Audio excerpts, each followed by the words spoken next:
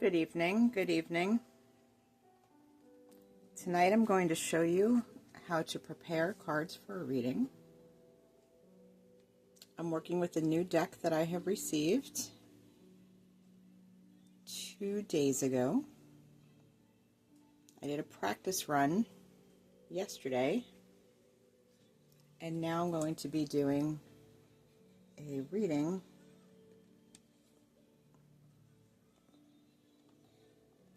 for the month of July. I was told to do the month of July the other day, and then I was told to do another one after the 4th. So basically what I'm doing is I'm lighting a piece of sage to clear myself. I do this before every reading. I do this before every client. I clear out the energy that no longer serves me or that's kind of chaotic that might be around me. And I also light a piece of incense. Sometimes I use cones, sometimes I use the sticks. And I just, burn it, clearing my mind and putting my intentions out for what this reading is going to be about, or what I'm looking for from my guides or my committee. So this is a Love Oracle deck that I had received. It's a beautiful, beautiful set. It has 78 cards in it. And each one has a beautiful picture on it with a title of what it's about, and then some keywords at the bottom. So I'm going to, I've been mixing them up and playing with them. I've been really just kind of making sure that they get incorporated really well with each other. But they are very, very nice cards, very modern, holding like information of now. Oh, that was the right way. But, not very many cards have actual pictures on them. Current, up to date. A lot of them are hand drawn, which is beautifully fine. I have a lot of cards that are hand drawn or computer generated, if you will, for visuals. But these are really pretty.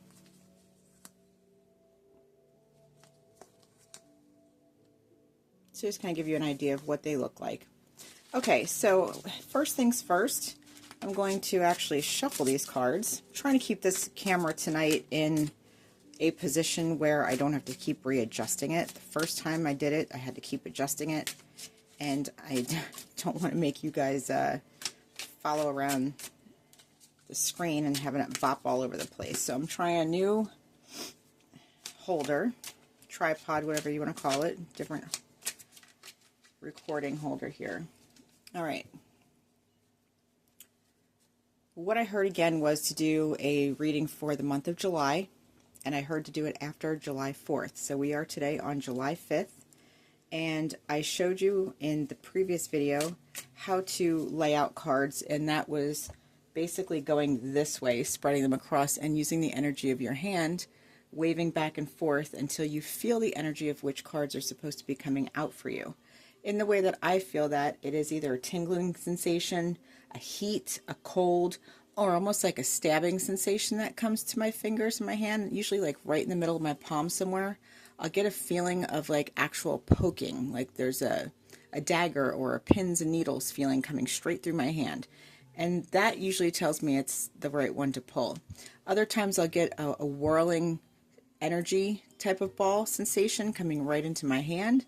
Again, sometimes it's very, very cold. Sometimes it's very, very hot, almost to the point of like a candle fire. So, sometimes I just stop here and pull that one. So it's different for everybody.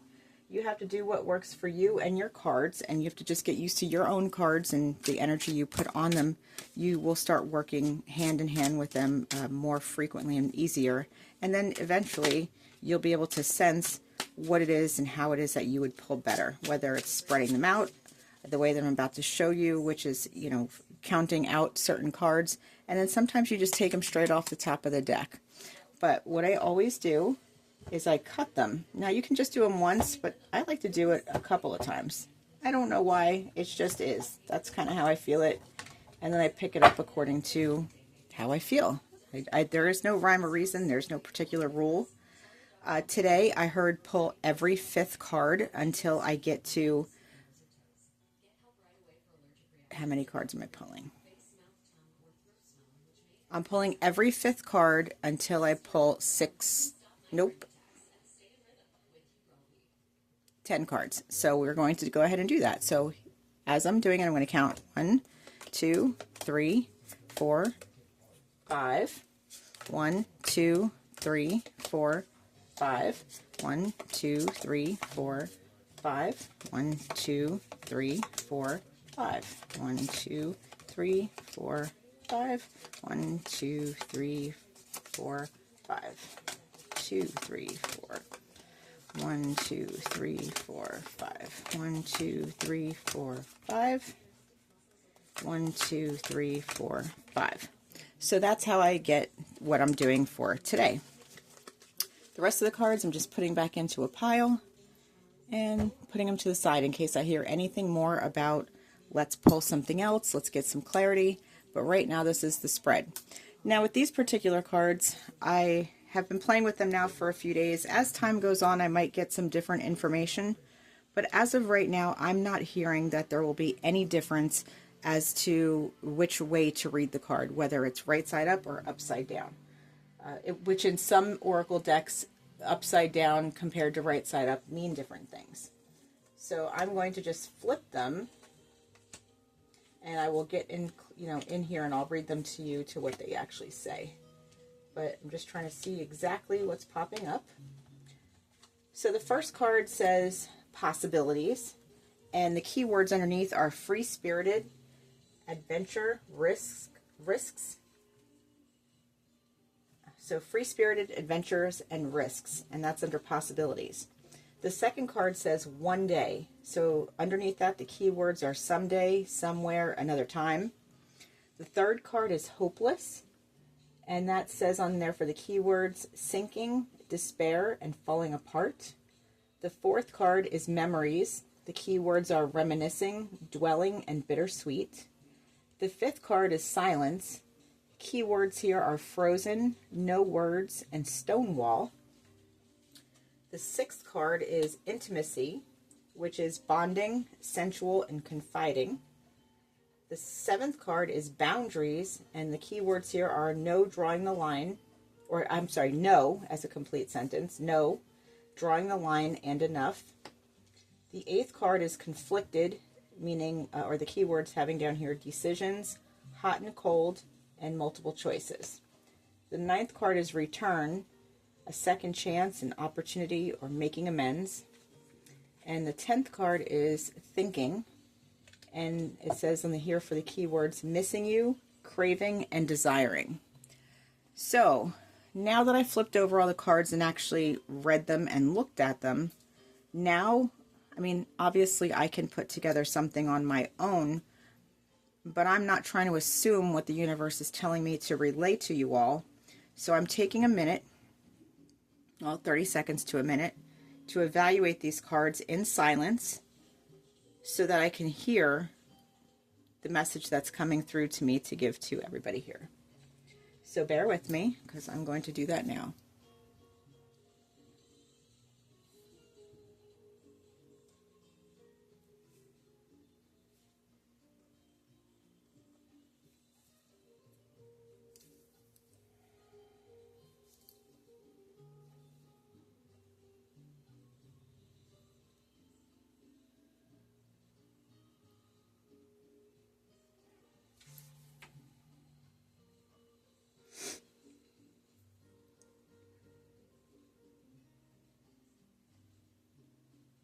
Okay, what I'm hearing about in my brain, it's literally coming in through my right ear, and it's swirling around inside of my head to give me the information.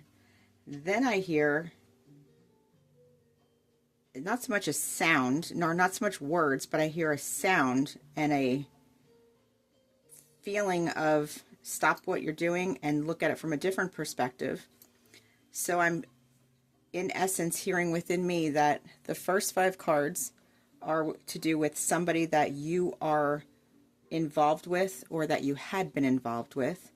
And these 5 cards are your response as to the situation at hand and what they're thinking, what you're thinking, or what they're experiencing and what you're experiencing. So what I'm feeling,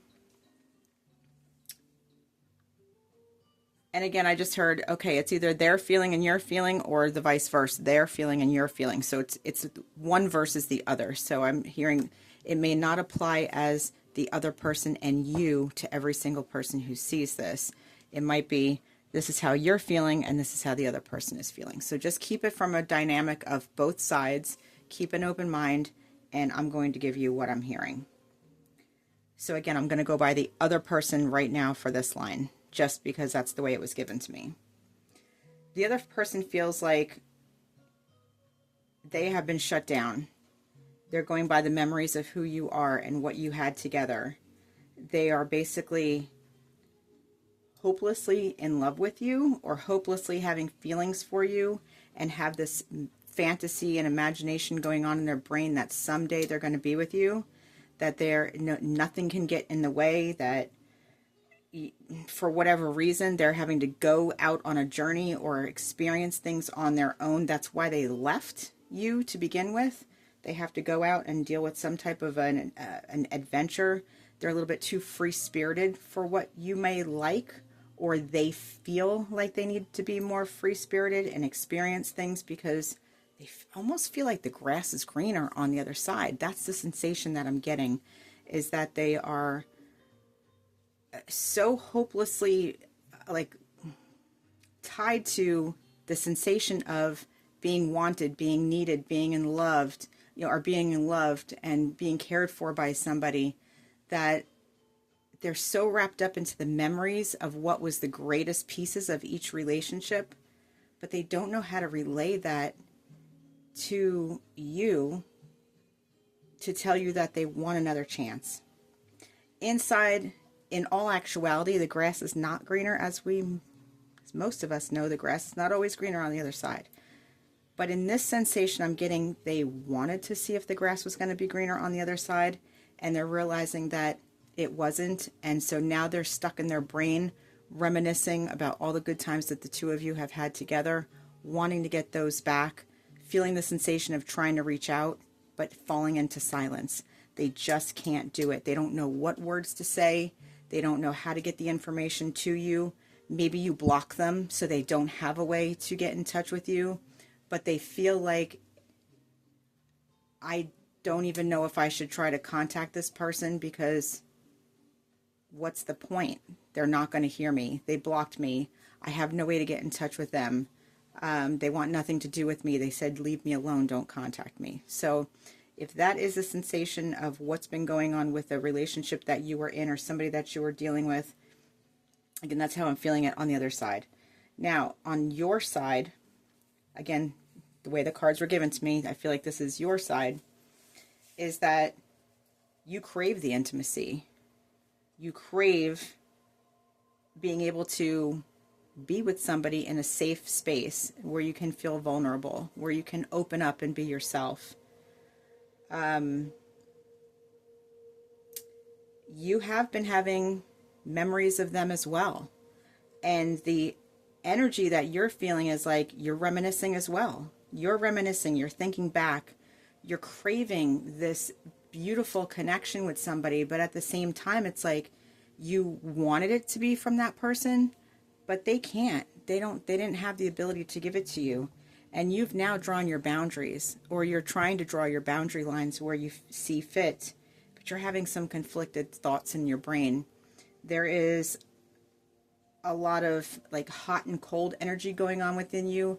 You want to know how they're doing. Maybe you're trying to see how they're doing through other people, through common friends, or seeing how they are on social media, reaching out to family and friends that maybe have known them, or if they're in your work group, colleagues. I'm not even sure how you know this person from the beginning, but reaching out through your tendrils, if you will, like putting out the feelers to see, have you heard anything about this person? How are they doing? You know, what's going on with them? I've been thinking about them. And you kind of having this feeling like, I don't want to be by myself. I don't want to be lonely.